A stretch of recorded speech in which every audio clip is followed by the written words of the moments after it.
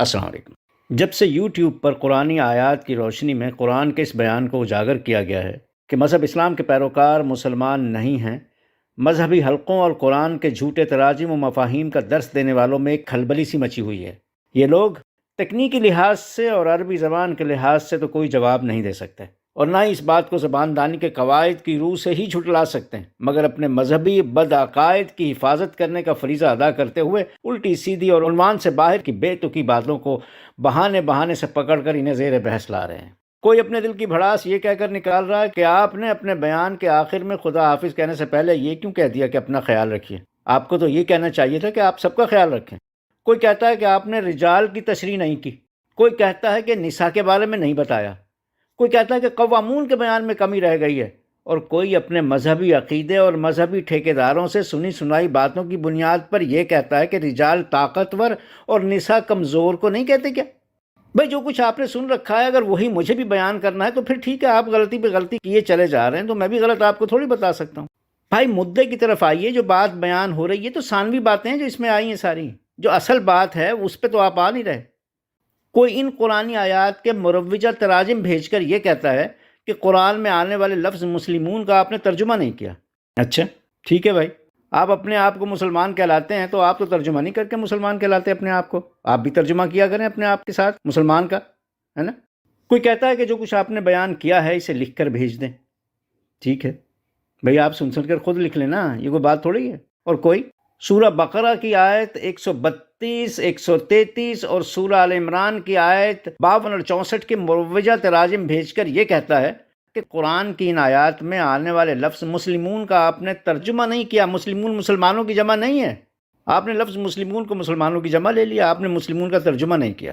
اور کوئی یہ تعبیریں دیتا ہے کہ قرآن میں آنے والے الفاظ امت مسلمہ کا مطلب مسلمانوں کی قوم یا مسلم قوم نہیں ہے۔ یہ لوگ دراصل اپنے جھوٹے عقائد کے خلاف کچھ سننا ہی نہیں چاہتے اور قرآن کو بھی نہیں سمجھنا چاہتے، ورنہ یوٹیوب کے اسی بیان میں سب کچھ بتایا گیا ہے۔ آپ اسی پر دھیان دیں اور اسی پر رہیں تو آپ کو بات سمجھ میں آ سکتی ہے۔ یہ وہی لوگ ہیں جو روزمرہ کی عام زبان میں اپنے آپ کو امت مسلمہ کہتے ہیں، روز امت مسلمہ کے جملہ اخباروں اور رسالوں میں پڑھتے ہیں اور ریڈیو اور ٹیلی ویژن پر دیکھتے اور سنتے ہیں، لیکن جب عربی زبان کا یہی جملہ امت مسلمہ قرآن سورہ بقرہ کی آیت 128 ربنا وجعلنا مسلمین لک ومن ذریتنا امت مسلمہ میں استعمال کرتا ہے تو یہی منافقین اس قرآنی جملے امت مسلمہ کا ترجمہ ان معنی میں گھڑتے ہیں کہ ایک خاص امت کو اپنا تابع فرما بنا، ایک جماعت کو اپنا فرما بردار بنا۔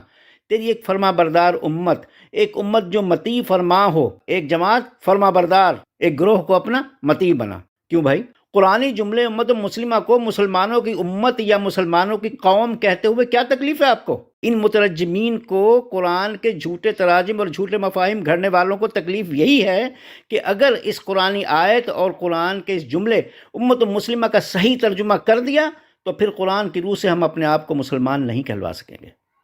ان کو تکلیف یہی ہے کہ اگر اس قرآنی آیت اور قرآن کے اس جملے امت مسلمہ کا صحیح ترجمہ کر دیا تو پھر قرآن کی روح سے ہم اپنے آپ کو مسلمان نہیں کہلوا سکیں گے، کیونکہ امت مسلمہ یعنی مسلمان قوم والی بات قرآن مذہب اسلام سے بہت پہلے کے لوگوں کے لیے کر رہا ہے۔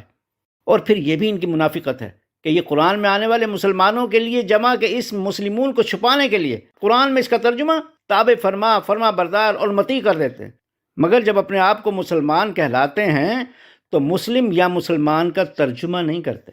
زبان دانی کے قواعد کے مطابق صفت کا ترجمہ کیا جاتا ہے مگر اسم کا ترجمہ نہیں کیا جاتا۔ لیکن اگر آپ کو اسم کا ترجمہ کرنا ہی ہے تو پھر جیسے آپ نے قرآن کے تراجم میں مسلمان کی جمع کا ترجمہ تابع فرما، فرما بردار اور مطیع کر رکھا ہے، آپ اپنے آپ کو بھی مسلمان یا مسلم نہ کہلوائیں بلکہ مسلمان یا مسلم کا ترجمہ کر کے اپنے آپ کو بھی تابع فرما، فرما بردار یا مطیع کہلوائیں۔ کیوں نہیں ایسا کرتے؟ آپ کو قرآن کے تراجم میں دھوکہ کرنا آسان دکھائی دیتا ہے نا، اس لیے آپ یہ ایسا نہیں کرتے۔ نہیں تو ایسا کریں، اپنے آپ کو مسلمان نہ کہلائیں، اپنے آپ کو بھی کہلائیں کہ یہ ہم تابع فرما ہیں، فرما بردار ہیں یا مطیع ہیں، یہ کہلوائیں نا۔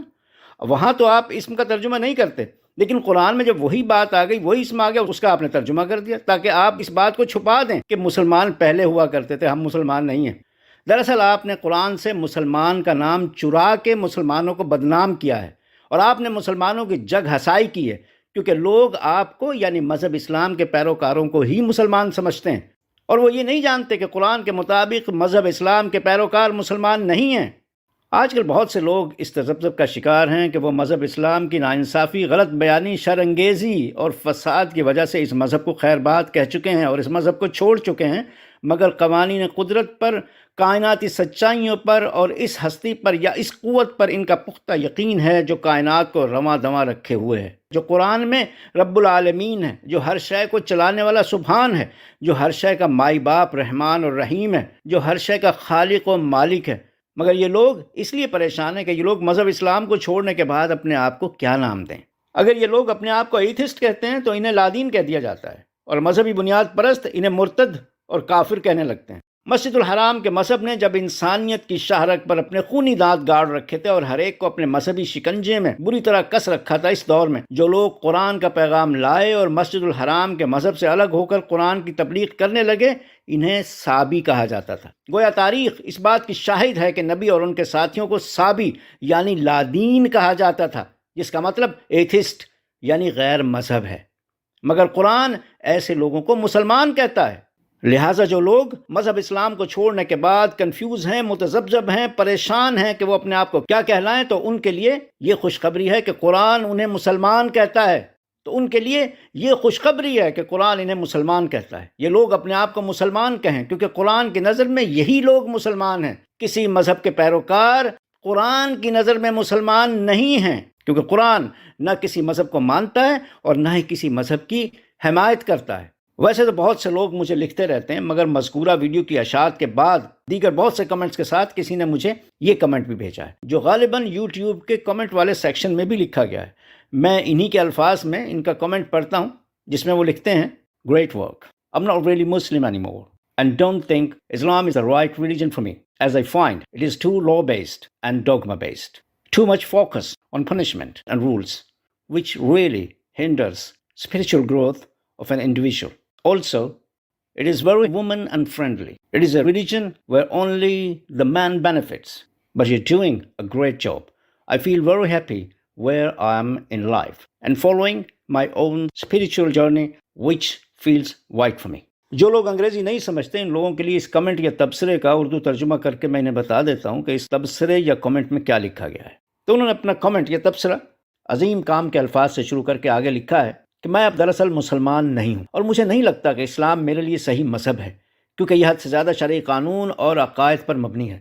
سزا اور شرعی ضابطوں پر بہت زیادہ زور در حقیقت کسی شخص کی روحانی نشو و نما میں رکاوٹ بنتا ہے۔ اس کے علاوہ یہ عورت مخالف ایک ایسا مذہب ہے جس میں صرف آدمی کو فائدہ ہوتا ہے۔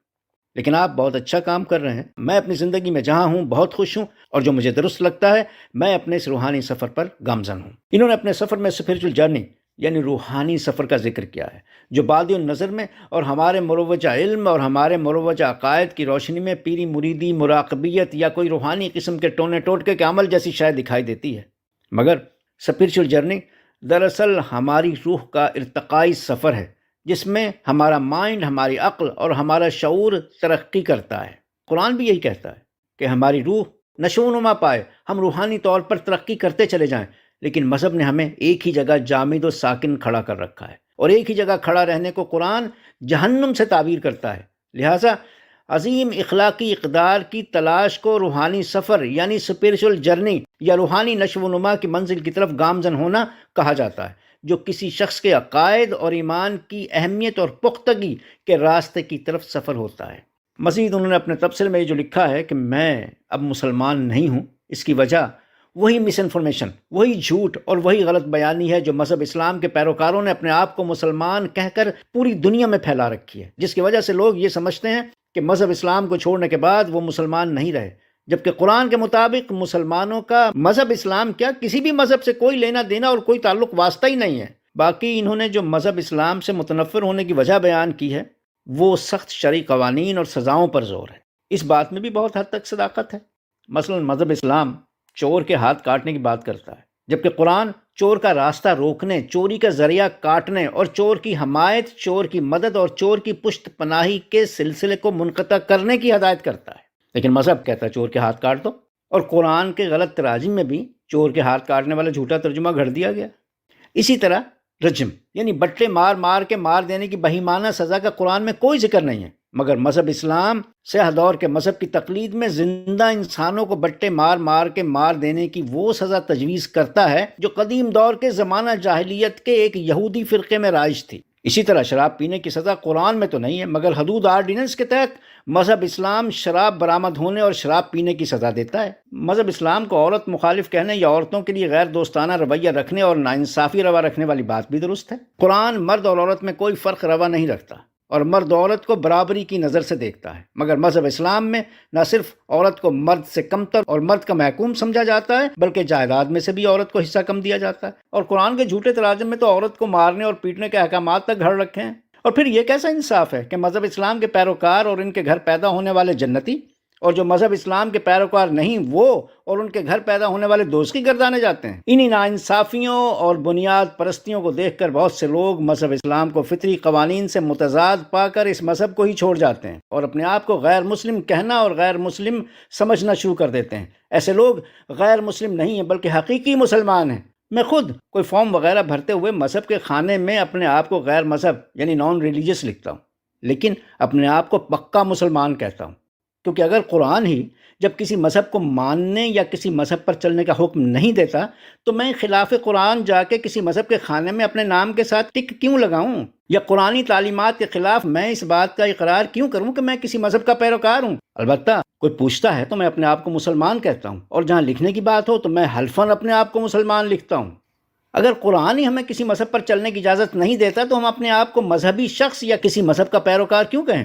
تو امید ہے کہ آپ کو اس بات کی مزید وضاحت ہو گئی ہوگی کہ قرآن کی روشنی میں مذہب اسلام کے پیروکار مسلمان نہیں ہیں، اور قرآن مسلمان صرف انہی کو کہتا ہے جو بلا شرکت غیر صرف اللہ کے احکام پر عمل کرتے ہیں۔ بہت شکریہ۔ اپنا اور سب کا خیال رکھیے گا۔ اللہ حافظ۔